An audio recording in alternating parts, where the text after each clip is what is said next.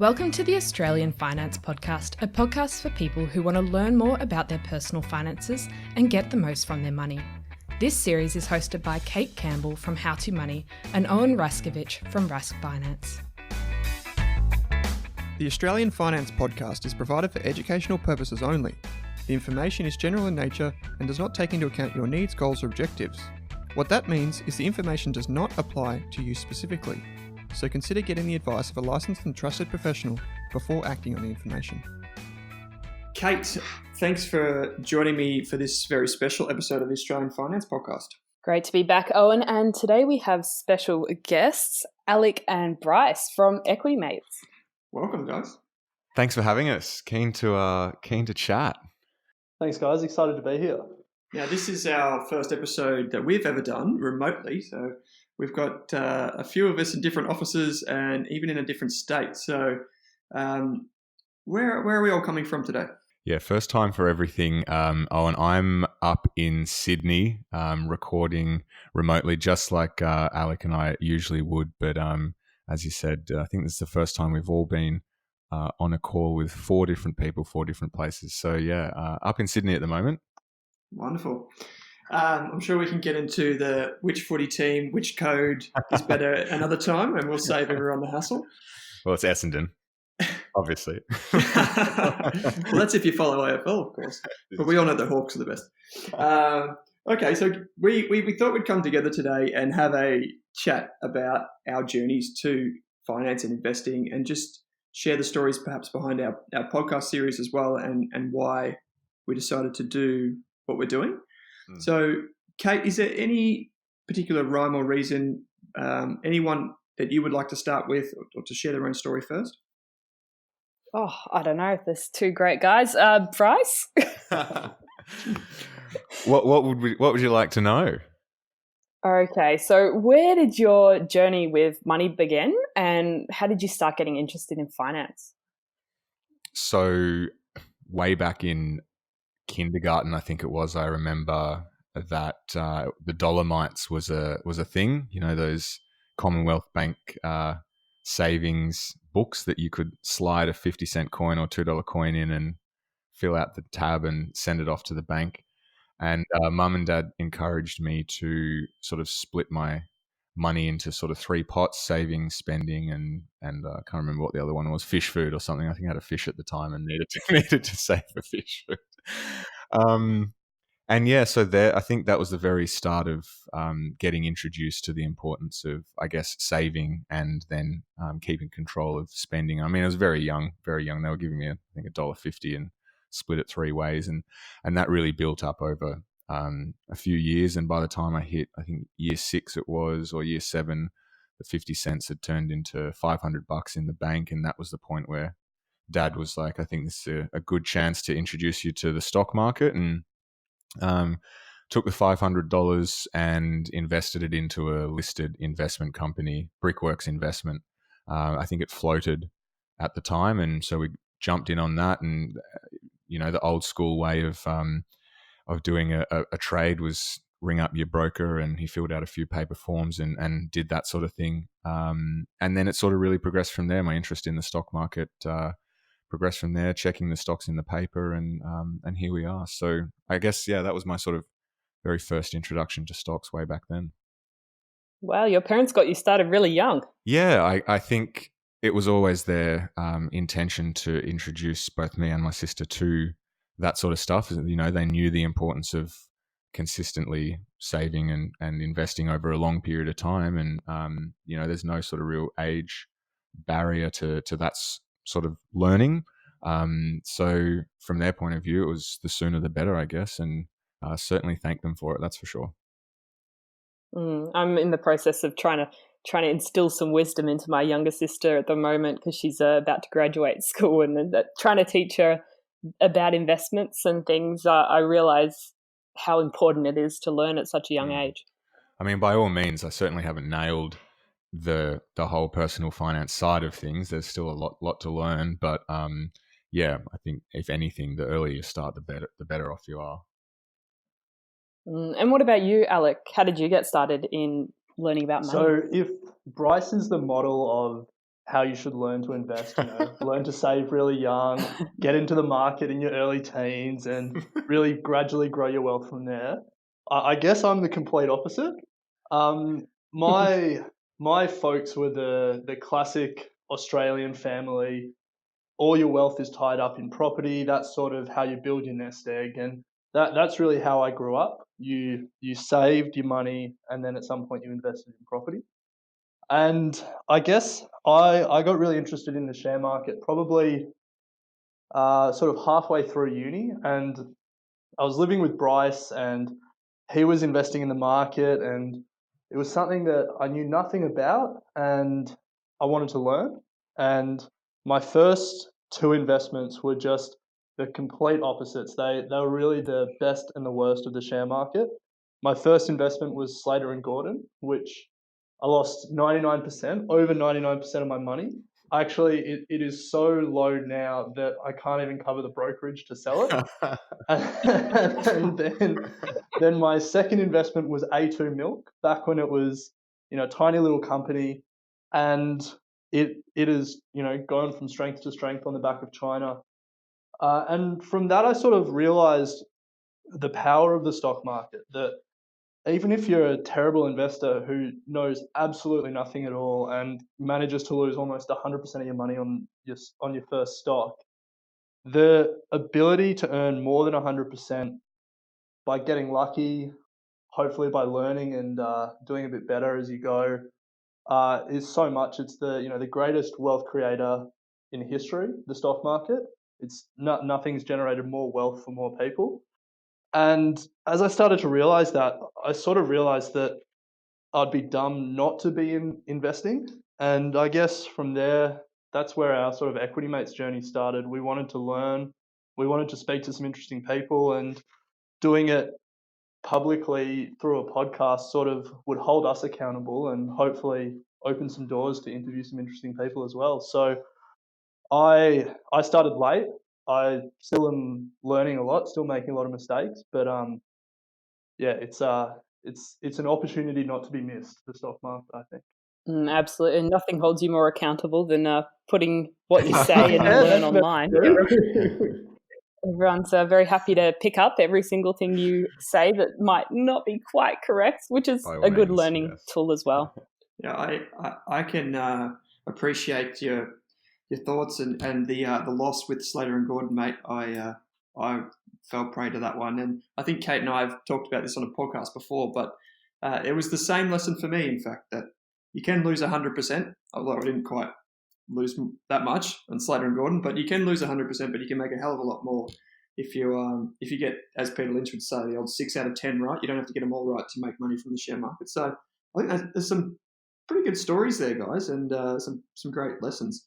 So since you've started the Equity Mates journey, how have you found the journey, I guess, as a bigger picture, but also just meeting people? Can you recall some interesting guests and stories that have stood out to you over time? Well, I mean, no bigger two people to meet than the two of you. So this is really what the journey's been about, getting onto this podcast. So I think we can probably hang up the microphone now. We've made it. I think. Oh, you're way too generous. I think for me, we started, didn't really know anyone in the industry, and we're just sort of cold calling, cold emailing people. And in our first year, we got to speak to Alan Kohler, who a lot of people will know from the ABC News. And I grew up watching Alan Kohler talk finance, and so for me, that was like the biggest fish in Australian finance you could get.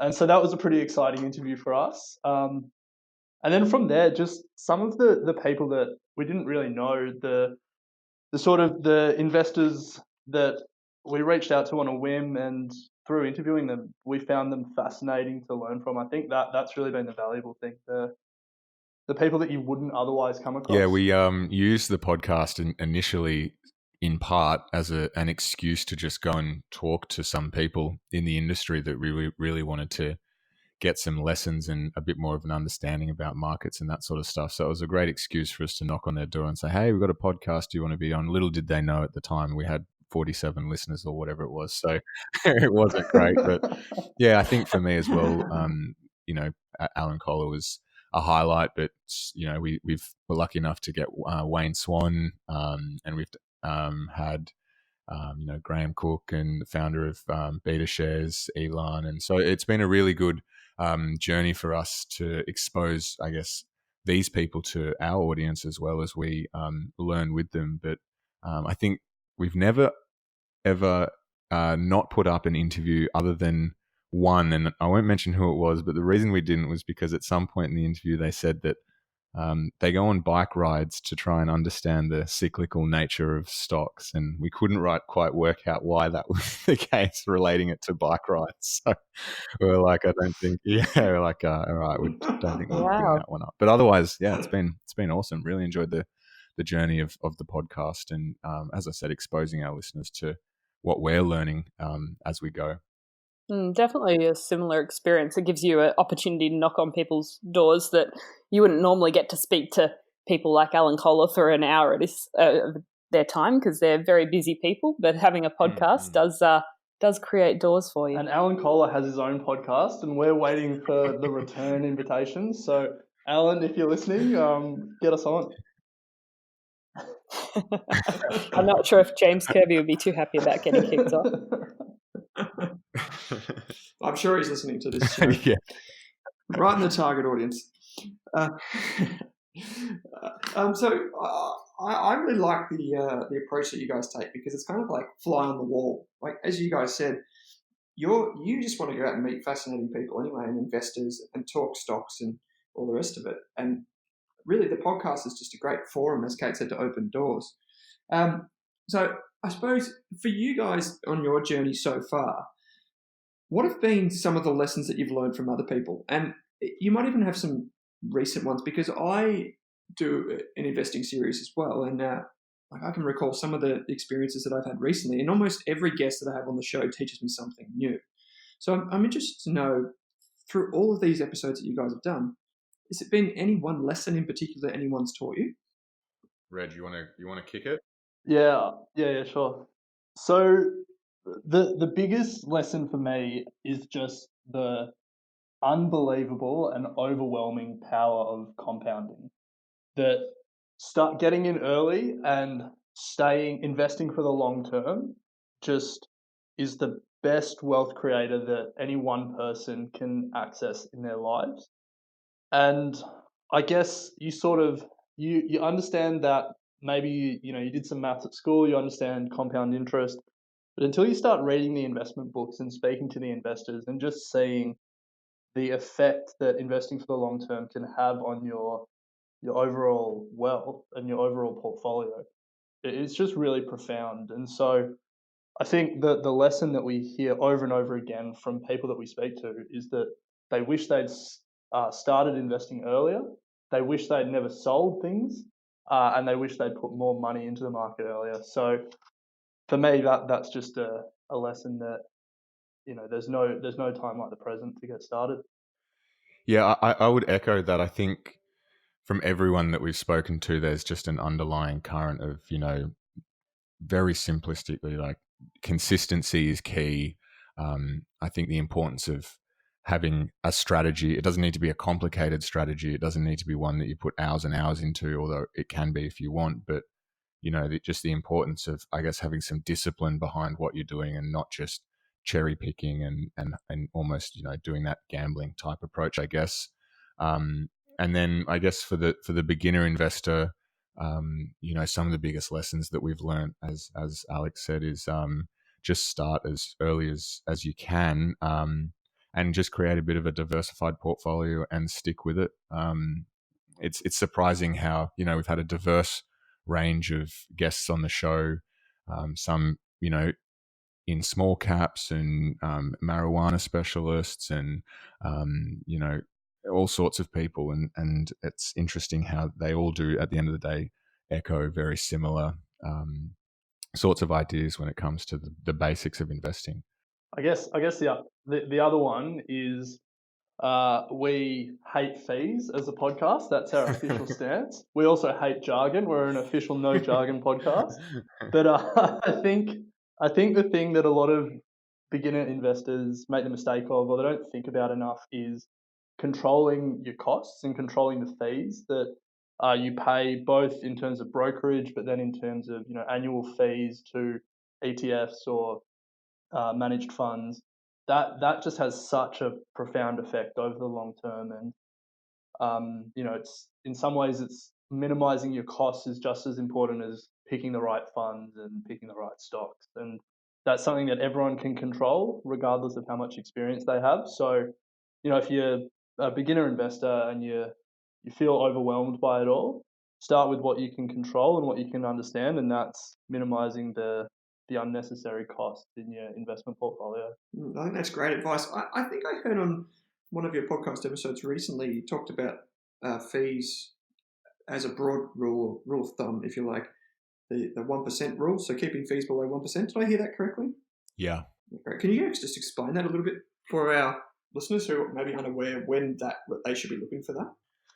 Well, I mean, when Alec and I started investing, I think you were using ComSec, and the trade brokerage at the time, I think it was almost $20, $19.95 or whatever it was. And so if you're investing $500, that $20 is a significant, well, not a significant portion, but it's actually a quite a relative fee to pay when it comes to brokerage. You need your stock price to move just to cover that fee. So we then figured out, well, as a beginner investor, you're not likely to be putting in 10,000, 15,000.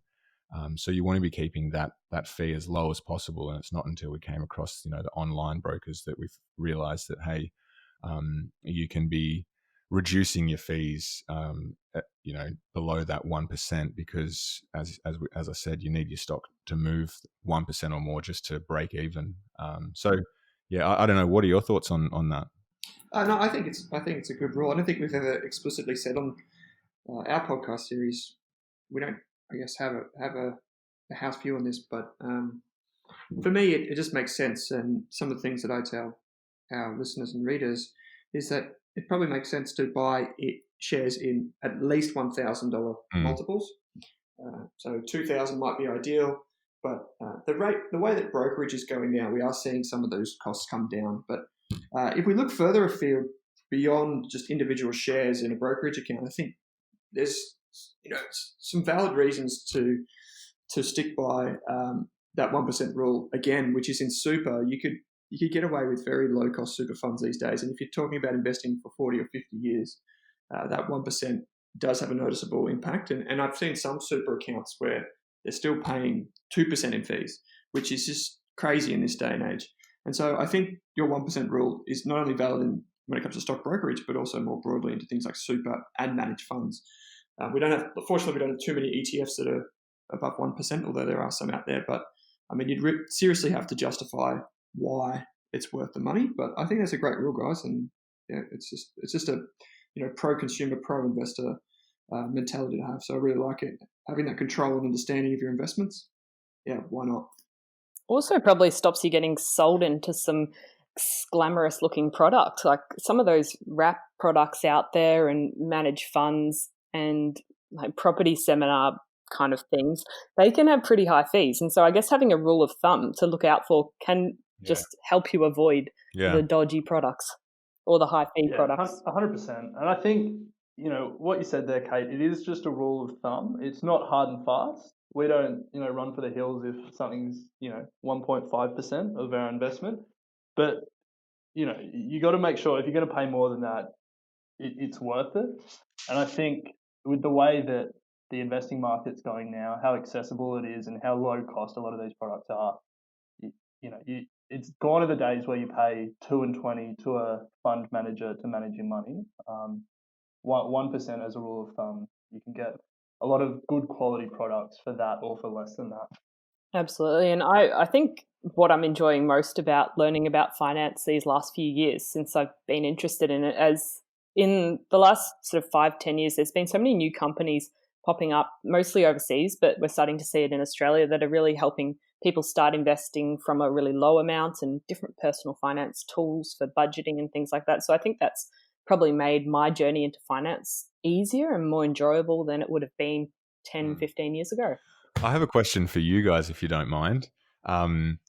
Something that we get asked on the show a bit is to do with super, and that's what triggered the question, Owen, when you started talking about that. And we get asked is investing in super an adequate form of investing in the share market at this time, as a millennial?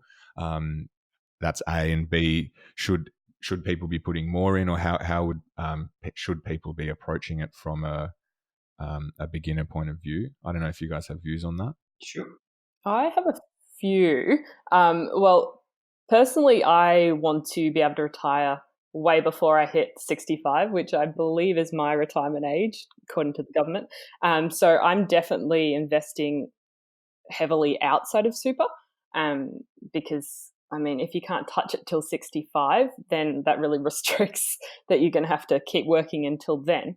So I'm definitely big on investing outside of super, and it also gives you a lot more flexibility in your 20s. If you can't touch it till 65, well, you've got a lot less flexibility from time to time, to when I was on a lower income, to take advantage of various government schemes that they had on offer. They're going to give you a free 500 into your super if you add some money. Well, I took advantage of that. But at the moment, I'm generally not contributing too much extra. That might be something I focus on down the track, but definitely investing outside of super, because I'm also not planning to buy any property anytime soon. So mostly focused on Australian equities and saving up for an overseas adventure. Nice. You have to share some of those details on where you're going, Kate, in time. But I'm happy to answer that question. Obviously, everyone's situation is different, so what I say now is not personal advice, but I think super is a great vehicle for creating wealth, and I think the simple reason why is generally the government looks favourably upon people that put money aside in their super fund, and that's taxed at a lower rate. You can go on the ATO website and you can check out all the latest rates for different types of super funds or products, and you can check with your super fund. But I would say, and I agree with Kate here, is that if you are, say, 20 or 25, 30, 35, maybe even 40 or 45, something that you have to be really mindful of is how quickly things can change. So super, correct me if I'm wrong, but I believe came in the early 90s for most people. And what we've seen since then is progressively over time, it's become less, it's become more regulated to the extent that it's become less appealing for people who see it as a long-term wealth vehicle. So if you're looking at shares and you're thinking, I'm going to retire in 10 years and I'm going to put 10 grand away every month for the next 10 years and just see how much I can get, and then I'm going to do something with it, super's not your alternative, because like Kate says, it has to be put aside for a very long period of time. And to give you an example of the changes that can happen and how quickly things can change, between the 2017 and 2018 financial years, I believe there was 13 changes that went through on July 1st. So the difference of one day from June 30th to July 1st, there were 13 changes to super rules that affected most Australians. Now, those were just the rules that went through. There were an additional 5 or 10 that passed a few months later that came into effect and then changed the rules again. So effectively, the government had moved the goalposts. And ultimately, what I think, and this is once again just my general opinion on it all, is that super is a great way to set aside some money for the long term. If you're an employee, it's automatically going to be put aside by your employer. Make sure you check that by going to the super fund that you're allocating to. So it's automatically going to be put aside by the employer. But what I do is I add extra to my super fund to cover my insurance. So I hold my insurance through super, and I've got 3 different types of insurance in there. But in terms of just the investing implications, I would say it's probably easier just to open a brokerage account and go from there. And to your point earlier on about compounding, if you don't sell the shares that you own in your brokerage account, it's going to be less onerous from a tax perspective anyhow. I mean, you're not going to be paying excessive amounts of tax unless you're trading frequently. So long story short, mate, I think super's great, and it's good to be putting money aside, which is going to be happening anyway, whether you like it or not, if you're a full-time or part-time employee. But there are plenty of options outside of super. Yeah, nice. Thank you. No worries. Yeah, as Kate said before the show, before we hit record, I can just go on a rant about insurance or who knows what. Well, there'll be no more super questions from me, that's for sure. So I know we're kind of turning the interview on you guys, but I actually have another question. So Kate, you mentioned that you're looking to retire well before 65, and I think that's a dream that I have. I think it's a dream that a lot of people have. And there's a whole movement that's sprung up around it, that financial independence, retire early movement. Is there anything in particular you're doing from an investing perspective, and then more generally from a personal finance perspective, to set yourself up for that early retirement? Yeah, absolutely. As you mentioned, I am quite keen on the FIRE movement, definitely on the financial independence part more, because I think the world opens up to you when you're financially independent. You have so many more options. You aren't constrained to stay at one particular job because of the money or anything like that. You're pretty much buying your time back. So I'm probably focusing on investing quite aggressively at the moment in terms of like higher risk investments, Australian and international equities. So that's probably my focus long term. So I'm not planning to have to sell any of this stuff for 20 years. And then short-term investments, I keep in cash. Goals keep in cash, because shouldn't be investing in equities if you're just looking for a short time frame. But I'm definitely focusing on sort of investing in ETFs for the longer term, while I learn, because I personally don't feel up to investing in individual shares at the moment. So I guess I've just sort of put a plan into what it would look like, and I sort of mapped out, if my salary doesn't change, how much do I need to put aside every year to reach a goal maybe in 20 or 30 years where I am financially independent. And hopefully along the track, my salary does increase and I can increase the amount I save and invest. And I mean, life changes. Everyone, I think when I talk about financial independence to people, they go, oh, well, that doesn't factor in kids or wanting to buy a house or getting married. And I mean, you can't factor into life most of these things. You just sort of got to take them as they come. But if you start early, investing and sorting out your future, well, it makes everything down the track a lot easier, I think. Yeah, 100%. We recently interviewed Chris Raining is his name. He retired at 37, and some of the feedback that we got from that episode was similar to what you were just saying there.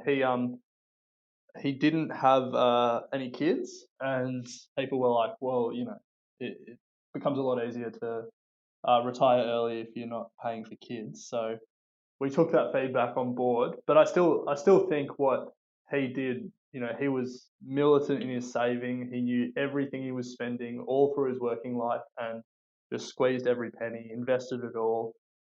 One other thing that I want to know, and maybe Owen, from a financial planning perspective, you can share some insight as well.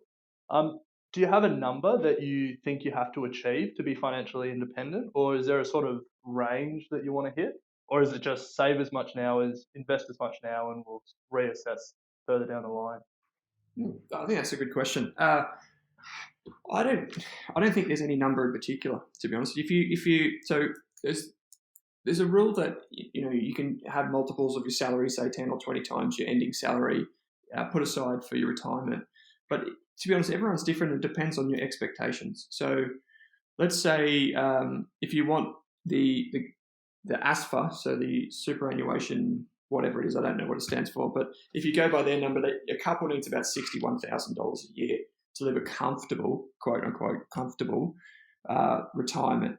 And so if you back out the numbers and then you think that, interest rates are pretty low at the moment, if you're at that stage of your life, you're going to want, so you're going to want a fair amount of money, because you're going to have some of your money in risky assets like shares, but not too much, because you're depending on that money. So one thing that we say is you don't put too much of your money in shares because it is volatile, it's risky, etc. So if you back out those numbers and you assume a return, let's say you assume a return of 5% a year, if you have $1 million, that gives you 50 grand a year. And so you would need to have a little bit more than that. And that's assuming you're achieving a 5% return if you don't want to eat into your principal, so the amount that you start with. But of course, if you went and saw a financial planner, they'd probably run some fancy calculations and, put some wonderful assumptions in and then have about 50,000 disclaimers at the back of a report. But the honest answer is just save as much as you can. And to your points earlier on about compound interest, it'll creep up on you before you know it. That passive income that you generate will be here before you know it. And what you'll find is that perhaps when you get to that amount of money that does make you feel comfortable, that you feel like you can go to your boss and say, "Go stick it," and just walk away. When you get to that point, chances are you might not want to do that in any case because you'll be content with your lifestyle and the way you're living anyway. So I would say for most listeners of this podcast, at least, and perhaps of yours, is just save as much as you can. But also, it's important to not live, I believe, like a miser. So don't live to the point that you deny yourself of the experiences, because what you'll find in life is that the things that you cherish are the experiences, the things that you might take for granted when you're younger are just things like being around your family and friends.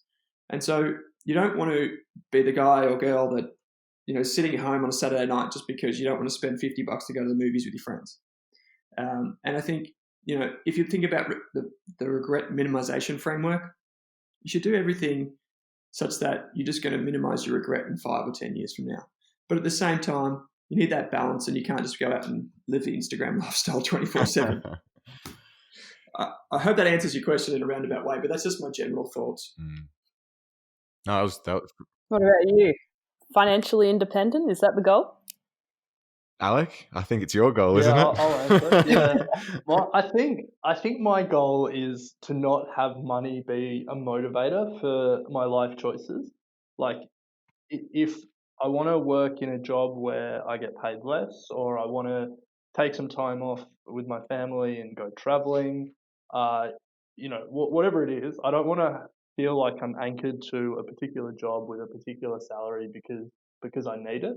And I think that's what investing early really means for me. It's that financial independence. It's just having options really. I have a question for you.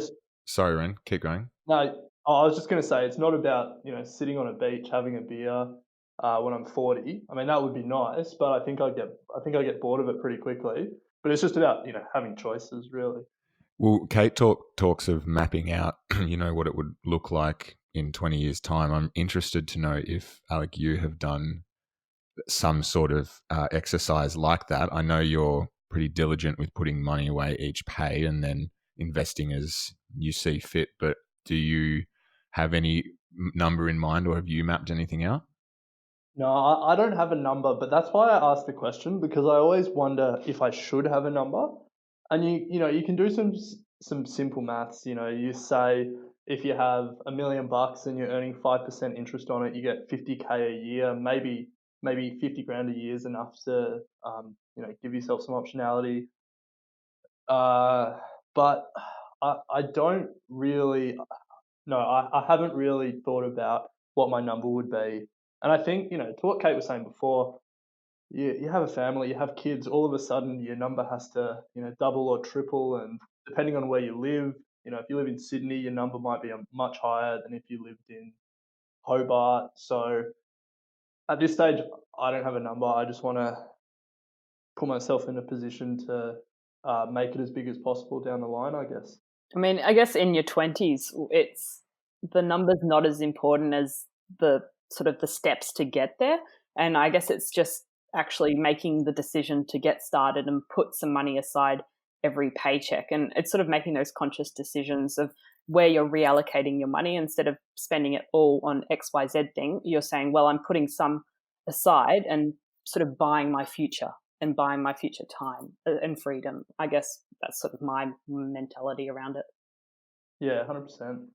So from a financial, planning perspective, what are some of those good habits and good tips in terms of, making sure we're putting money away, making sure we're not, blowing it, I guess, and just getting some real discipline in our saving and investing lives.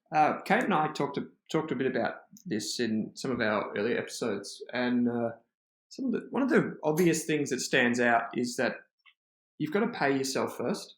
So most people treat, they get their payday, they've got all this cash, and then they think, okay, I've got to pay the mortgage, I've got to pay for my car loan, I've got to do this, I've got to do that. But at the end of the day, and Charlie Munger, who's a famous investor alongside Warren Buffett, had this idea that you've got to pay yourself. And what he meant by that was the most important customer or the most important client that you see in any day is yourself. And that comes back to your savings habits as well. And the easiest way I can break this down for people and break this down for listeners is just the jar analogy. And you've probably heard of this before. It's if you have your jar in front of you and you can only fit so much in it, you put the big things in first, the things that are important to you. And so if your financial future is the thing that's important to you, when you get your payday, put your savings goals in first and then let everything else fall in around that because they're less important to you. So I say to people, if you can save, you map out your budget, you see what you're spending, you know what your income is, if you've got a reasonably reliable income, put your savings away first in an account that you can't touch. And that's just a simple way to force you in a way to dollar cost average into the market. So just add regularly to your investing account and then put it to work straight away. And so that's a very simple habit that you can get into. And over time, you begin to benefit from that in a substantial way. And, you could even be as quirky as, so let's say you flip burgers at Macca's. If you think about it, 1 in every 10 burgers that you flip is actually for your future. That's for you. And so 1/10, if you're saving 10%, 1/10 of everything that you do is towards your financial future. And that's the way I kind of think about it. And Kate and I have been over a few different budgets and a few different strategies, but that's probably the simplest and most important one I think that any investor needs to get a handle on. It's just, spend less than you make and invest the difference. And that's a really good habit. Kate, do you have anything else to add? No, I think that's the biggest thing. And I think you told me the other day that these principles date back to the Babylon times and were written about in that The Richest Man in Babylon, and I didn't even know about that book at all. So that was pretty surprising to me the other day. And I think also knowing where you're spending your money. I think so often now we've got Apple Pay and Tap, PayWave, everything. So often we forget, we don't realize where we're spending, how many direct debits we've got coming out of our bank account. And I think just setting yourself up with a budgeting app or a spreadsheet and just looking at where you spent your money in the month and where that money was allocated, if it was food or shopping, or you spent it of going out for entertainment and things like that, and actually saying, are these the things that make me happy? Do I want to spend less on food and more with my friends? I think reallocating your money so you're not just being cheap and not spending the money, but you're spending the money on the things that are important to you rather than just mindlessly spending. For sure. How about, I'm interested to know with you guys, has going on this journey towards investing and what you look for in the companies or the stocks that you buy, has it changed the way that you perceive the world in terms of the way you spend money? One thing that I can draw on is that when I began to invest for the first time and I was investing small amounts, I almost became addicted to it. And then everything else that I did in the world, I would go out and I'd see businesses and I'd think, I could buy shares in that company, I could buy shares in this company. And then it really just motivated me just to keep saving and keep saving and keep saving. Have you guys had similar experiences to that? Absolutely. I think Alec and I often discuss, especially back at the start of the show, I think one of the biggest benefits that we like about investing, aside from obviously hopefully the financial benefits, is the way that it makes you really challenge the world around you and makes you view things completely differently. And you can go down so many rabbit holes and opens you up to so many different industries and, getting an understanding of the economy and how everything is interlinked. It's fascinating. And by all means, I think it's completely changed the way that I look at companies.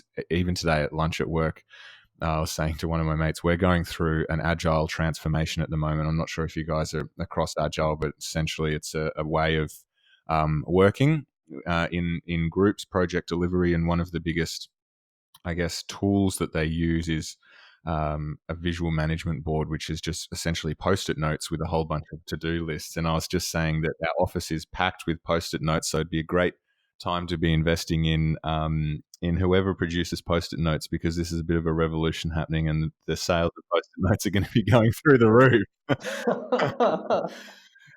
But yeah, Owen, I think to your point, it is an addiction. I think Alec and I, even if we didn't have the podcast, would be talking about companies investing, sending each other articles. I mean, we've got a number of mates that are equally as obsessed in it as we are, and I think the challenge of also finding good companies and then challenging the thinking of each other is equally as addictive as well. What do you think, Ren?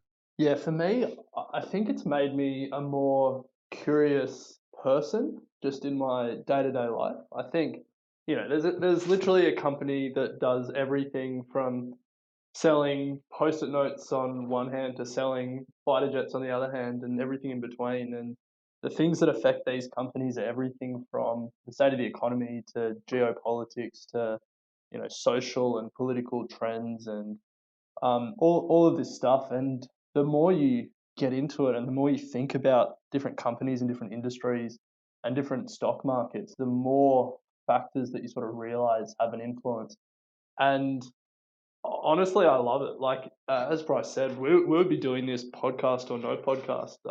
It's just a great way to learn about the world. Like recently, I went down this deep rabbit hole because Donald Trump appointed a new defense secretary, and he was a lobbyist at Raytheon. And then sort of 3 hours later, I was deep into researching all the different big defense and aeronautical contractors in the US and in Europe, and just thinking about what's happening in North Korea and what's happening in Iran and how that affects the fortunes of these companies. And you can just learn so much about the world, and you think so much about things you wouldn't otherwise think about just by being interested as an investor. So yeah, love it. Yeah, it's definitely sort of, you don't realize it's happening until you're sort of a few years deep into your investing journey, and suddenly you know what's happening, what the government's up to in Australia, overseas, you know about the different markets. You've suddenly learnt about this niche biotechnology industry that you didn't know about before, and all this new innovation in Australian science, and it sort of all happens and you don't realize you're learning it. But I mean, it's good stuff to know. I think that's a really good point, Kate. A lot of our listeners, when they first join the show and haven't started their investing journey, are a bit scared or almost don't trust themselves that they know enough to start investing. And I think one of our key messages is that it's not until you're actually in it and start that you naturally just become curious. And as you said, 2 years down the track, all of a sudden you understand what impact interest rates has on the broader economy and how it's all linked. And I think, so the key message from our point of view is, I guess, don't freak out about not knowing much, and you'll figure it out along the way. So, Alec and Bryce, before we wrap up, what's your number one takeaway for young people in Australia when it comes to their finances? Well, I guess number one would have to be subscribe to the Equity Mates Investing podcast. But absolutely, we'll say co equal number one. For me, it's just get started. Don't wait and think you don't know enough, or that there will be a better time, that the market may not be at the right point in its cycle. That there is so much value in starting early that just throw yourself in, get started. You'll make some mistakes. You won't make a bigger mistake than I made with Slater and Gordon. So rest assured in that sense. But yeah, I think it is really just as simple as getting started. Yeah, and I would echo that and probably go a level down and just say that from an investing point of view, you also don't need to freak out about having thousands of dollars to start. There are so many ways that you can access the market these days with small amounts of money and just start that consistent process as early as you can. So, yeah. That's some Absolutely. great advice, guys. All right. Well, thank you both so much for coming on the podcast today. And if anyone wants to listen to your show, they can just find it by searching Equity Mates in Apple Podcasts or Spotify, I'm assuming.